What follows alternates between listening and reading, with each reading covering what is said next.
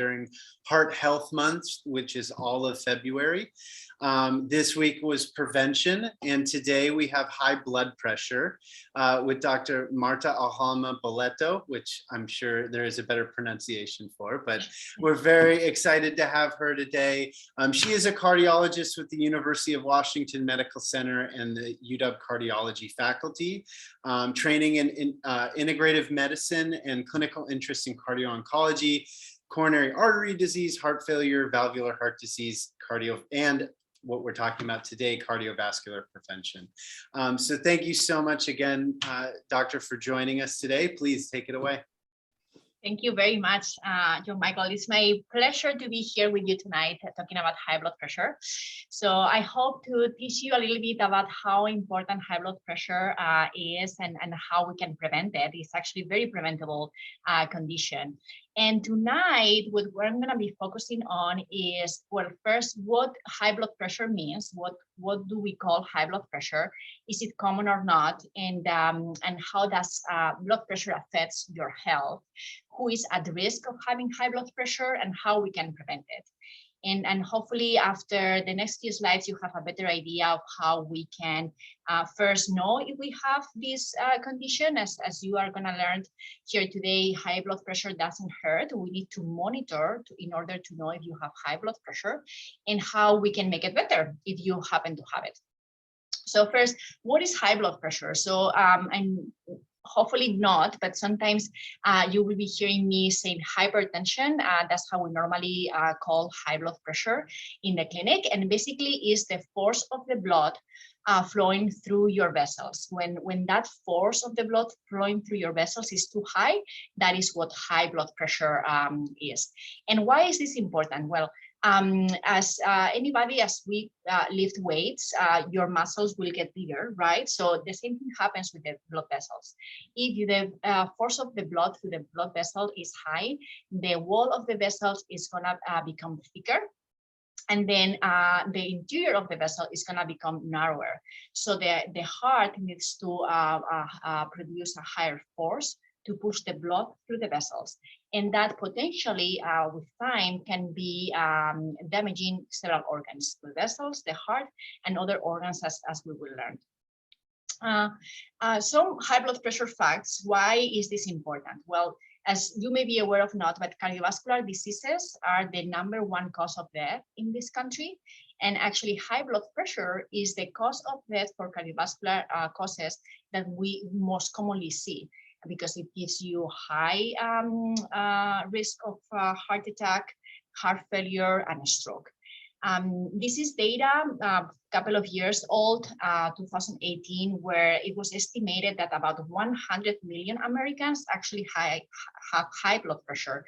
And that means that about nearly half of the adults in this country have high blood pressure. And what is more dangerous even is that most of them, they don't even know it. It may affect more some groups more than others, especially, for example, postmenopausal women. It's estimated that about 75% of women in this age range may have high blood pressure, and actually accounts for 1 in 5 deaths among American women. It's the #1 cause of death in American women. Now, why is this? Why is more deathly in women than in men?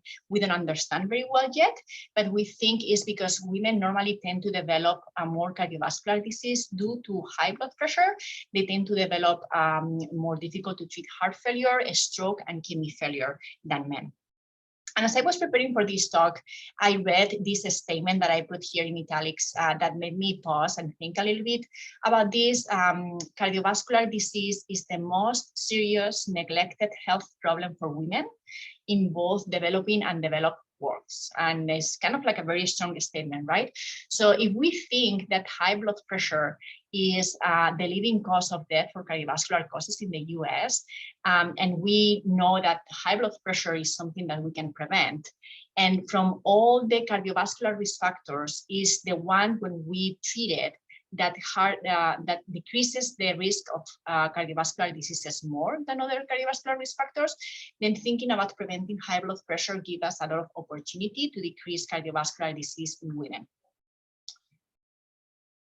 Now, what are the consequences of high blood pressure? Why is so important to monitor, diagnose, prevent? It will affect many different organs, but the ones that are more likely affected are going to be the heart, the brain, and your kidneys. The heart can give you different things, can give you heart failure because the heart basically has to push more strongly to overcome that extra force in the wall of the vessels. And then with time, it will dilate and it will become weakened. And that's what heart failure is, a weakened heart. Can also give you heart attacks because the vessels in the heart, since the force of the blood is increased, will get damaged and they are prone to develop clots inside the vessels. That's what gives you heart attacks. Even if you don't have heart attacks, the vessels can get damaged to a point that you can have angina, and many people will complain of chest pain because of long-standing high blood pressure. Similar things happens in the brain, right? The vessels will get damaged, they can bleed, they can clot. So you can have strokes, kidney disease and kidney failure, and many people with very bad uncontrolled high blood pressure can actually end up in dialysis because the vessels of the kidney can get damaged for the same reason that we just mentioned. And then some other vessels that can damage and can affect significantly your quality of life. People can have vision problems and even vision loss. They can have sexual dysfunction. They can have pain in the legs when they walk because of damage in the vessels of the legs. So it's been called, high blood pressure is being called the silent killer. And the reason is because of all these consequences that happen as people have high blood pressure for several years without knowing they are having high blood pressure. And the fact is that most people with high blood pressure don't even know they have it because it doesn't give you symptoms. Blood pressure, when you have it until it causes these damages, it doesn't hurt. Right? So things like people complain about headaches or difficulty breathing, problems with nosebleeds, feeling anxious, flashy, they are really very infrequent and normally happen when your blood pressure is significantly very, very elevated. Most of the times you don't know it and then you check. So who is at risk of developing high blood pressure? So there are different groups of risk factors for high blood pressure. I kind of divided this into three different categories. The first category would be risk factors related to who you are, right? Family history. If your parents or your siblings have high blood pressure, it's possible that you share some genetic background that makes you more predisposed to develop high blood pressure.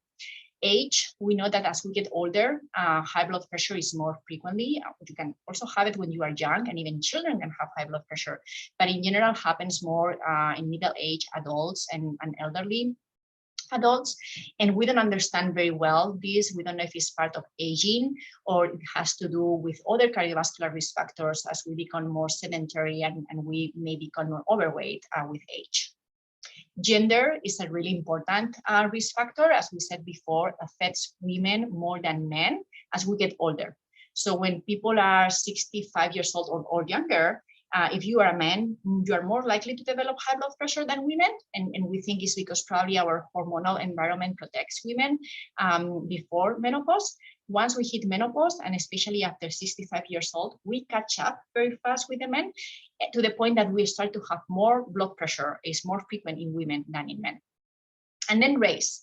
We know that there are some ethnicities and races that may have more severe high blood pressure and sometimes even more difficult to treat, and they respond different to different medications. And the classic example is African American people. They tend to develop more difficult to treat high blood pressure, and high blood pressure is more frequent in African American women.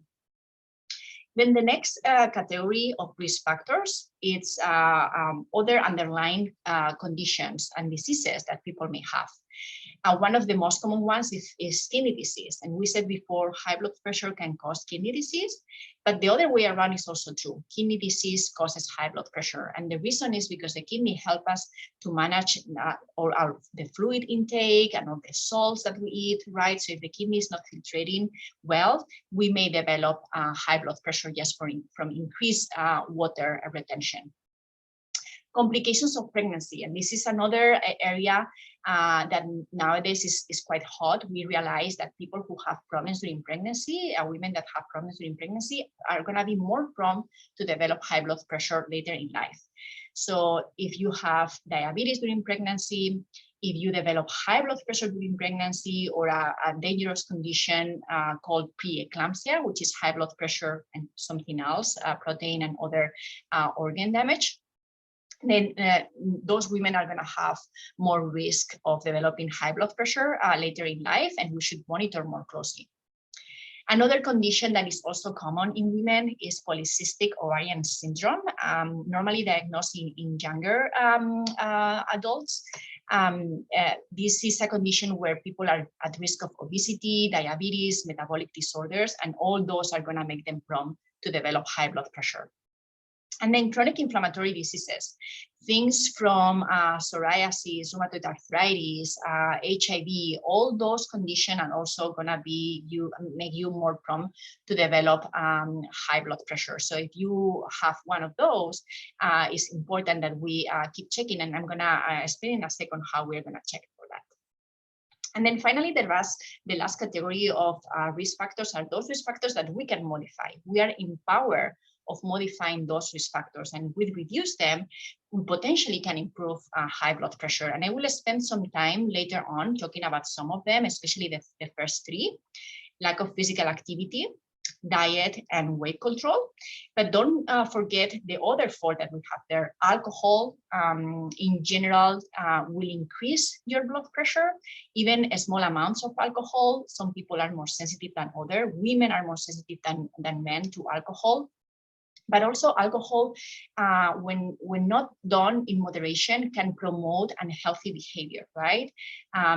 People may be more sedentary. They may take less care of their diet. They tend to smoke more often, right? So alcohol is something that we can limit in order to control our blood pressure. Sleep apnea, I put that there as opposed to in the pre-existing medical conditions, because sleep apnea is something that we can treat very successfully, sometimes with weight loss, but sometimes with devices that basically make the sleep apnea significantly better. And it's not unusual. People may have a sleep apnea, they don't know about it.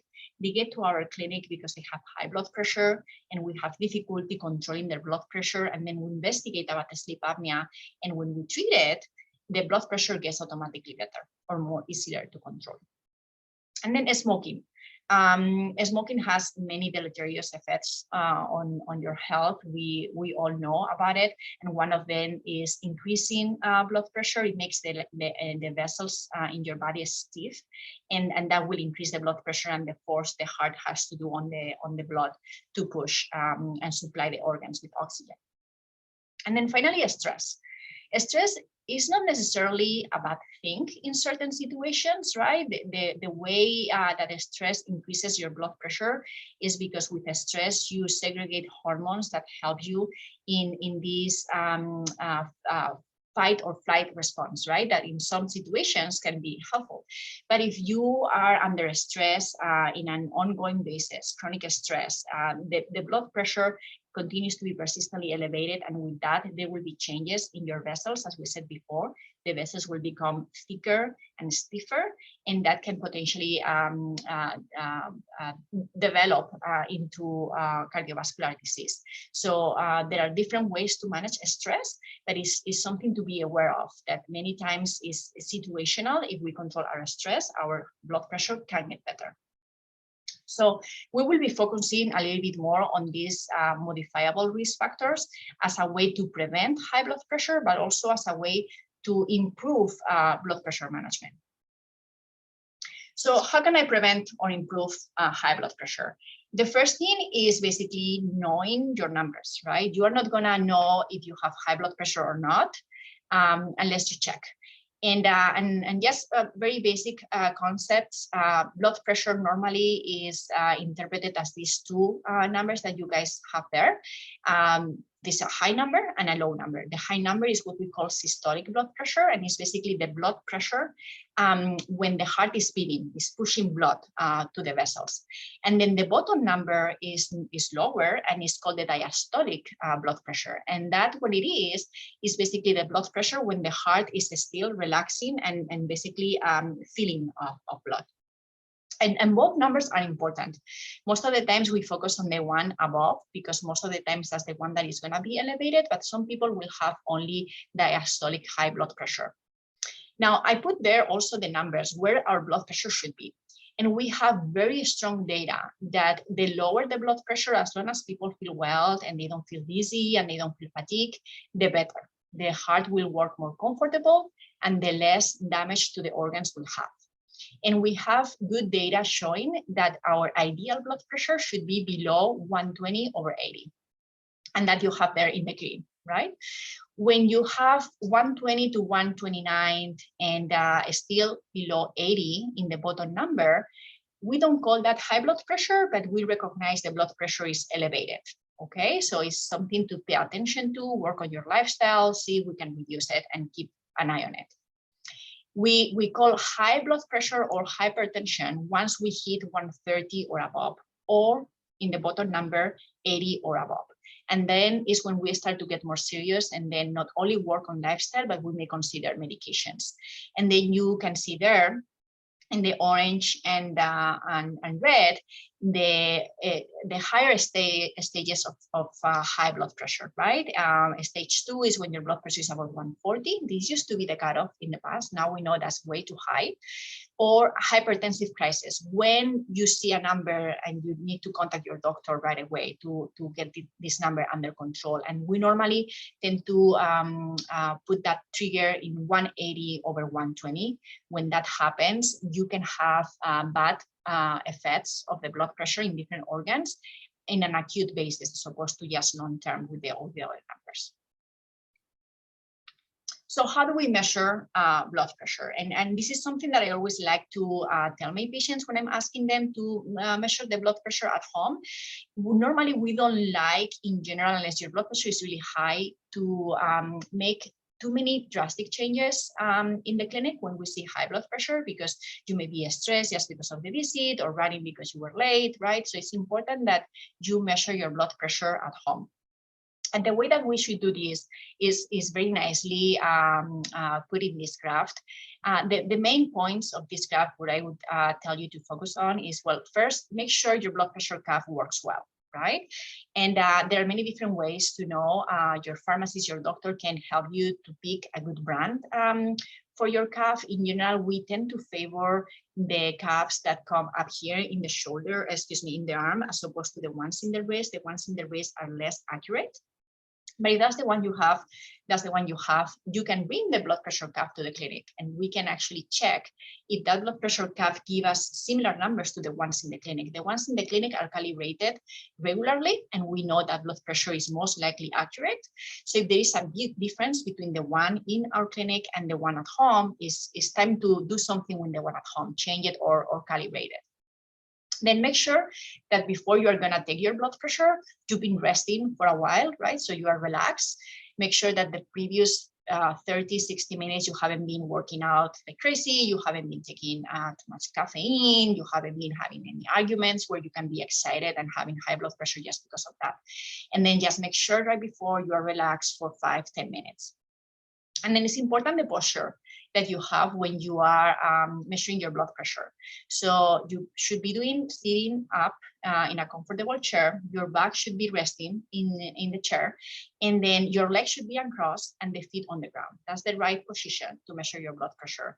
And then it's always nice to have the arm rested on the table, on the armchair, to make sure it's more or less at the same level of the heart. Okay, and just write it down. Whenever you measure your blood pressure, write it down. You can measure once or twice, and some people average those, some people take the highest, but just write it down and then review those blood pressure logs with your doctor.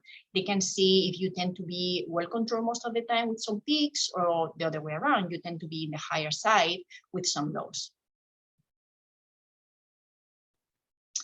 And then once you know what your blood pressure it is, then let's manage your blood pressure. And these are where all the modifiable risk factors that I told you about come into place, right? So as we said before, manage your stress, don't smoke, alcohol. But the three in the top, I think, are probably the most important, where we can probably act more, where there is more room for improvement. Move more, eat smart, manage your weight. So let's review this very briefly. In terms of a healthy diet, I think more or less everybody knows what is healthy and what is not, right? But sometimes it's important that we are reminded. And there is this DASH diet that was specifically designed to control blood pressure, or the Mediterranean diet that is very similar. Those help to control blood pressure. And basically they are based on a lot of fresh food, fruits, vegetables, whole grains. You can still use dairy, just low fat. We tend to focus in terms of the proteins in poultry, fish, nuts, and legumes. And then oils, olive oil for the Mediterranean diet, but in general, non-tropical vegetable oils are ideal for that. And then try to limit the ones that everybody knows are unhealthy and can increase your blood pressure, right? So, sorry, that's a typo. It should say red meat. And if you are gonna eat meat, try to select the lean meat. Sweets, added sugars, sugar-containing beverage, saturated and trans fats, and as we said before, limit alcohol, right? You either avoid these things or try to limit as much as you can. Very important within the diet to be paying attention to salt. Many people are very sensitive to salt. We in general tend to eat too much salt in our current diet. And the goal for people who have high blood pressure should be less than 1,500 milligrams per day, which honestly is quite difficult to do. So before you get to that point, maybe it's wise to limit your diet to a point that you never develop high blood pressure, right? And then try to limit your salt to less than 2 grams or 2,000 milligrams per day. And then the 6 salty group of foods or meals that have more content or higher content in salt are basically listed here. And basically something with bread, pizza, burritos, taco sandwiches, bagels, all those things have a lot of salt. Then cold cuts and cured meats, they are salty when you try them, even if they say low salt. That's the way they have to preserve that meat. And same with soups, even the ones that say low salt, they are very high content in salt. So try to limit those. And then there are some meals that actually have a significant amount of salt with them, but we tend not to think about them that much. And the classic examples are those that I just highlighted there. Cheese, okay, and butter. Canned vegetables, even if they are vegetables, they still have a lot of salt. Frozen meals, same as with the cured meats, is the way they have to preserve the meals. Snack foods, most of the times are going to be really salty. And then condiments and sauces.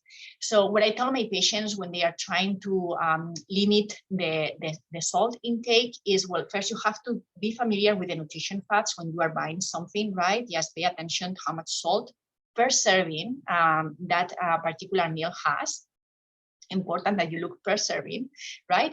And also just think everything that comes in a package, in a bottle, in a can is going to be very high content in salt, even if they say low salt on it. Okay.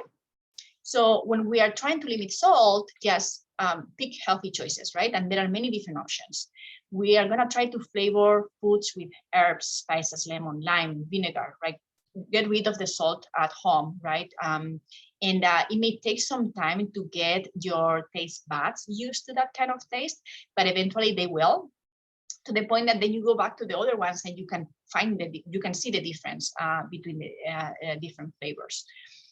Use fresh food rather than canned or processed food, as we said before, in order to preserve that food is going to be very salty. So just use fresh food if you can. Read the label, choose low sodium, and then look always per serving. Instead of using canned beans, then just cook dried beans. That's always going to be much more healthier. But if you're going to use canned vegetables and beans, you can rinse them, and then it gets rid of some of the salt that it has in the little liquid that they use to preserve it.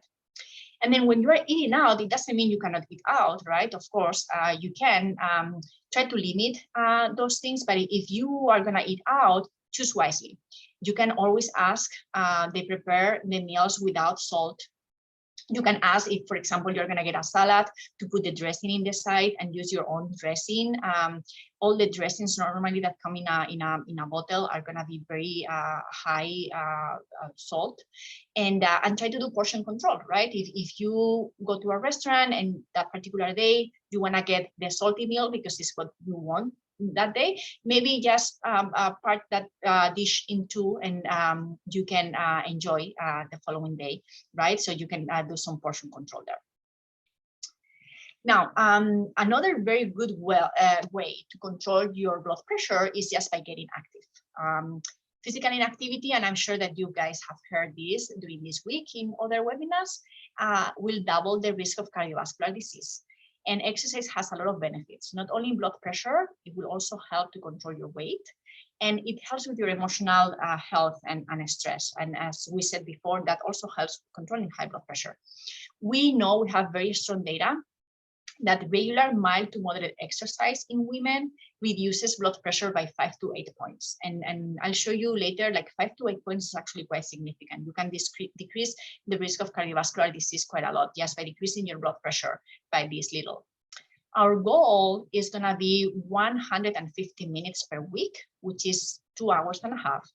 Ideally moderate intensity physical activity, but any physical activity counts, right? So if you cannot do moderate intensity because of any other limitation, anything that you can do counts, even a brisk walk, right?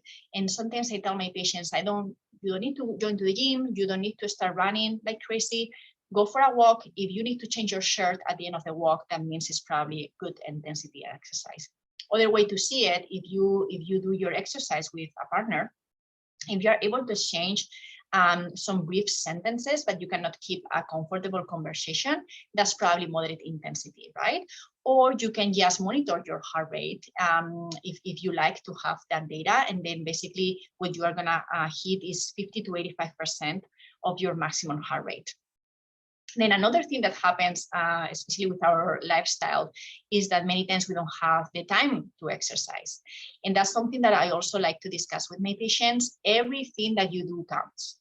If you have a bad week because you are very busy at work or busy with other things and you cannot do your 150 minutes as any other week, that's not an excuse not to do anything at all, right? So if you can only hit 10 minutes a day, right, for 5 days a week, that's better than probably doing nothing. And then to implement that in your daily living, right? Like use the stairs, park in the farthest spot in the parking lot, and things like that. Everything counts, even house chores counts. And then lastly, losing weight to control your blood pressure. This goes definitely with diet and exercise, right? If you start to eat better, you start to exercise, you will probably lose weight. But I wanted to put this here as a modifiable risk factors by itself, because it's actually very well linked with high blood pressure, to the point that we believe 20 to 30% of high blood pressure cases are actually related to overweight. And when we lose weight, we don't only reduce the strain in the heart. Now the heart doesn't have to pump blood for those many pounds, right? But also we know that losing 5-10 pounds can decrease your blood pressure quite significantly. You don't have to lose a significant amount of weight to start to see the effect in your blood pressure. Then the other thing that is worth it to mention that many times we forget, and is something that you can discuss with your doctor or a healthcare provider, is what other medications and supplements you take. And some of them can actually increase blood pressure, and some of them are not that necessary or can be changed for other things that don't increase blood pressure. Now, I don't pretend you stop all your medications, right? But it's something to discuss with your doctor. So many supplements, for example, are very high in sodium, and it's something to look in the ingredients in the back. Many decongestants and flu remedies will have medications on them that can increase your blood pressure. Antidepressants, not all of them, but many will increase your blood pressure as well. Oral contraceptives. Anti-inflammatory drugs as ibuprofen or naproxen, if it's something that you take regularly because of osteoarthritis or any other chronic pain, you can have high blood pressure just because of them. Steroids, similar concept as the anti-inflammatories, they will make you retain fluid. And then, of course, recreational drugs sometimes can also make you have high blood pressure. So it's something to discuss with your doctor. This is what I'm taking. Is there anything here that is increasing my blood pressure that we can fix? So as we said before, controlling the blood pressure has probably the largest impact on cardiovascular mortality in women, because we said before, cardiovascular mortality is the #1 cause of death in both men and women in this country. And high blood pressure is the leading cause of cardiovascular disease in this country. And small changes can make a huge difference. And I picked this slide, I liked it a lot because it basically summarizes everything that we just said. So we can make one lifestyle change or many little lifestyle changes, like walking 30 minutes most of the days of the week. We can lose 5-10 pounds of weight. We can quit smoking, limit our salt, and control our diet. With that, we can decrease our blood pressure by 5-10 points, which doesn't seem a huge change, but actually these small changes can decrease your risk of cardiovascular disease quite significantly. For example, every 3 points you decrease your blood pressure, you're going to reduce your risk of a stroke by 8% and your risk of heart attack by 5%. And every 5 points you decrease your blood pressure, you will decrease your risk of a stroke by 34% and your risk of heart attack by 21%. And this is quite a strong outcome. So basically the take-home points that hopefully were clear during the last few slides is the importance of screening, right? High blood pressure normally doesn't cause symptoms unless it's really high or unless you've been having high blood pressure for years. So the only way to know if you have high blood pressure and you need to act on it is by checking your blood pressure numbers. And we review how we do that properly. And then importance of prevention. Blood pressure is a modifiable risk factors, right? It's not written in our genes most of the times. Propensity may, right? But the fact that you have high blood pressure is something that we can improve and sometimes even fix. So healthy lifestyle helps to control your blood pressure, and that way you can decrease cardiovascular disease and death. And the main points to focus on lifestyle are healthy low-salt diet, weight loss, and regular exercise. These are the ones that are going to decrease your blood pressure more significantly, reducing your risk of heart disease. And then talk with your doctor about high blood pressure. First, should you monitor for blood pressure? How do I do it? Am I monitoring correctly? What medications and supplements am I taking that can increase my blood pressure? And once you decide, well, I may be having high blood pressure, what things in my life can I change to make it better? Or if I don't have high blood pressure, what things in my life can I make better so I don't develop high blood pressure later on in life, right? And sometimes it's helpful to just talk with your doctor about your goals for weight, my exercise goal, and what things can I change in my diet to make things more optimal. And that's all that I wanted to tell you today. Thank you very much. I will be very happy to take any questions you may have. Thank you. We had a question a little bit earlier about the diet and whole food plant-based diet without meat and oils. Isn't that the best? Well, that's a great question. I love that question. And I'm not sure if it's the best, but it's a pretty good diet. So what I tell the patients when they ask me about those kind of things is that I would pick a healthy diet, and there are many different healthy diets that works for you. Some people cannot do that. They enjoy the non-plant-based protein, right? And that's okay. You can eat the fish, you can eat the eggs, you can eat the meat, as long as you eat the right stuff, right? There is no good data showing how this diet compare to each other, but we know for sure the DASH and Mediterranean diet work.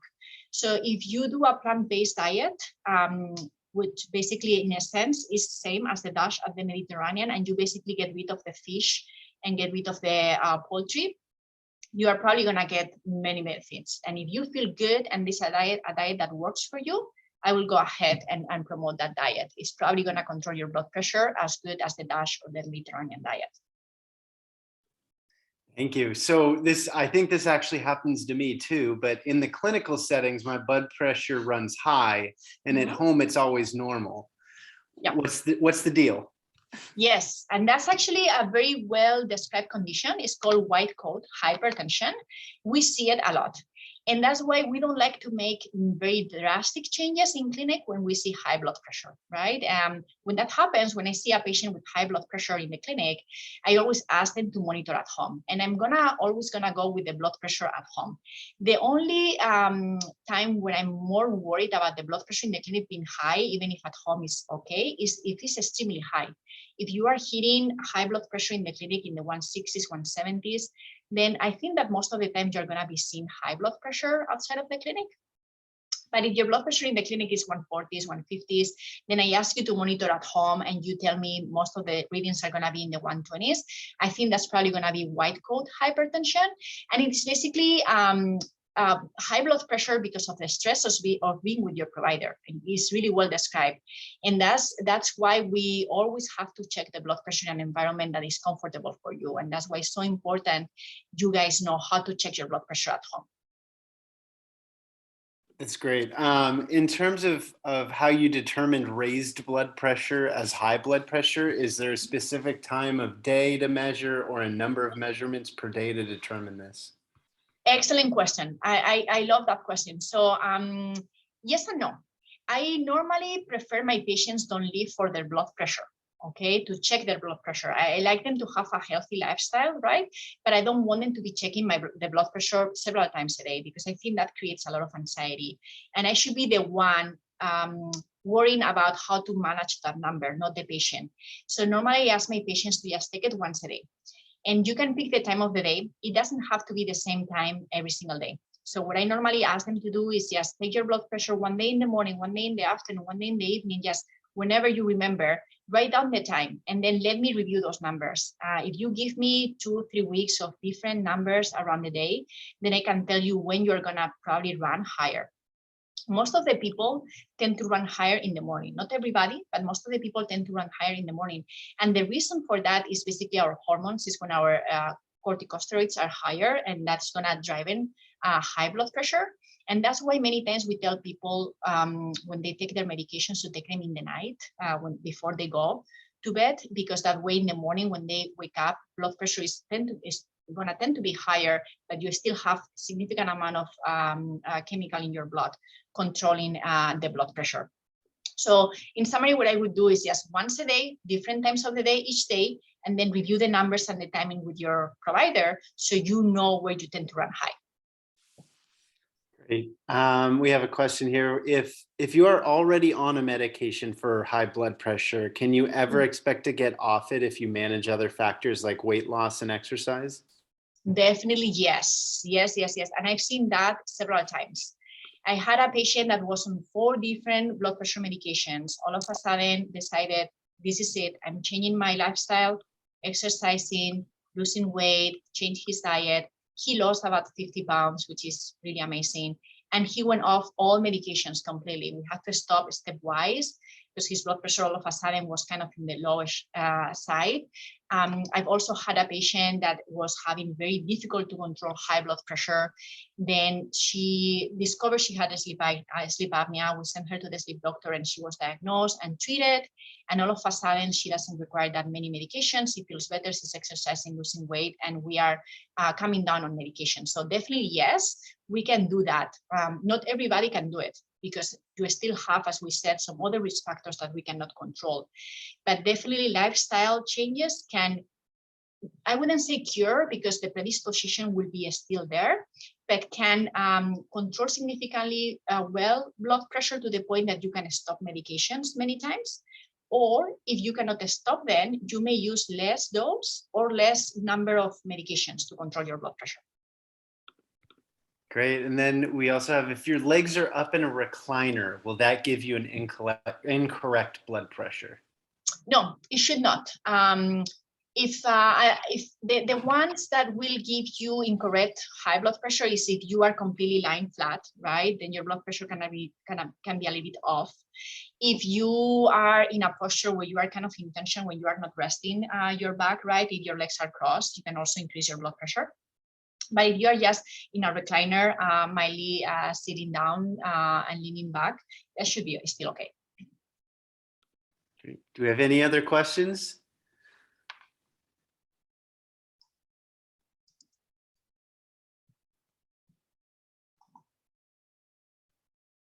Okay, well, thank you everyone so much. Thank you, Dr. Alhama-Belotto. Yeah, this is a great question. Where do you practice? You want to tell them a little bit about where you practice and what you do? Yes, absolutely. So I do practice. I have 2 different practices where I see patients. Most of my prevention patients are going to be coming to our clinic in South Lake Union in Republican Street. And then I see also some patients in Harborview once a week, but most of my clinic practice is in South Lake Union. Great. And then I will pull up here just while you do that. This is not where she practices. Sorry, pulling this up.